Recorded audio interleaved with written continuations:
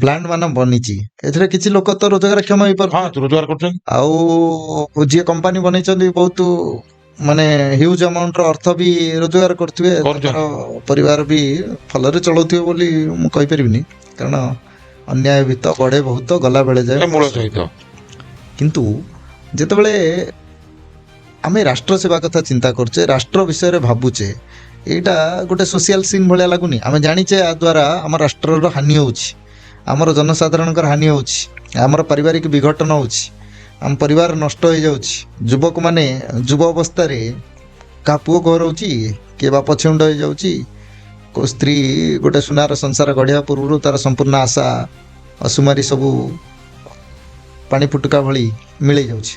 କିନ୍ତୁ ସରକାର ଆକୁ ବନ୍ଦ କରିବା ପାଇଁ କି କାହିଁକି ପଦକ୍ଷେପ ନେଉନାହାନ୍ତି? କେମିତି କରିବେ? ସରକାର ବନ୍ଦ କରିବାକୁ 2 ମିନିଟ୍ ଲାଗିବନି। ଦରମା ବଢ଼ିଲା, ବିରୋଧୀ ଦଳ ବସିଲେ, ଶାସକ ଦଳ ବସିଲେ, ଆମେ ଦରମାଟା ବଢ଼େଇବା। କ'ଣ କହୁଛ? ନା ଆଜ୍ଞା ଦରମାଟା ବଢ଼ିବ ନା, ବାହାରେ ଯେଉଁ ଲୋକ ଷ୍ଟ୍ରାଇକ୍ କରୁଛନ୍ତି କ'ଣ କରାହବ? ତାଙ୍କ କଥା ପରେ ବୁଝା ହବ।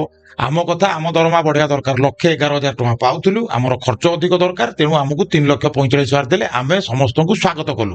ଆସେମ୍ବଲି ସରିଲା, ଦରମା ବଢ଼ିଲା, ଯେ ଯୁଆଡ଼େ ସବୁ ତାମାନେ ଆପଣ କହୁଛନ୍ତି କ'ଣ, ବିଧାୟକ ମାନେ ଯେତେବେଳେ ବିଧାନସଭାରେ ବସୁଛନ୍ତି ମଦ ବିରୋଧରେ ମୁହଁ ଖୋଲିବାକୁ କେହି ରାଜି ନାହାନ୍ତି, କାରଣ ତାଙ୍କୁ ବି ଟିକେ ଟିକେ ଦରକାର ହେଉଛି କି? ନାଇଁ ନାଇଁ ନାଇଁ, ମୁଁ କହିବିନି ଯେ ବିଧାୟକ ମାନେ ମଦ ନିଶାରେ ରହୁଛନ୍ତି ବା ବିଧାୟକ ଲୋକମାନେ, ଓଡ଼ିଶା ଲୋକ କେବେ କେହି ଚାହାନ୍ତିନି ଯେ ମଦ ପିଆ ହଉ ବୋଲି। କୌଣସି ଘର ଲୋକ ଚାହାନ୍ତିନି, କୌଣସି ବାପ ଚାହେଁନି ଯେ ମୋ ପୁଅ ମଦ ପିଉ, କିମ୍ବା କୌଣସି ପୁଅ ଚାହେଁନି ଯେ ମୋ ବାପା ମଦ ପିଇକି ବୁଲୁ, କେହି ଚାହାନ୍ତିନି।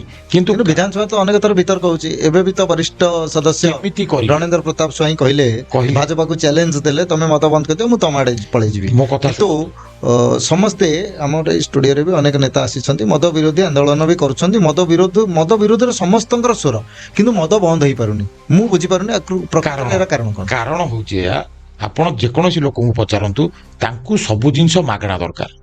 ମାଗଣା ଦରକାର ଇନ୍ ଦ ସେନ୍ସ କ'ଣ, ମୁଁ ଆଗରୁ ବି କହିଛି, ଲୋକ କାର୍ ନେଇକି ଆସୁଛନ୍ତି, ରାସନ କାର୍ଡଟାକୁ ଧରିକି ଚାଉଳ ଯାହା ଯାହା ସରକାରୀ ଜିନିଷ PDS ରେ ମିଳୁଛି ତାକୁ ନେଇକି ଯାଉଛନ୍ତି। ଏଭଳିଆ ପରିସ୍ଥିତିରେ ଓଡ଼ିଶାରେ ମଦ ବନ୍ଦ ତ କେମିତି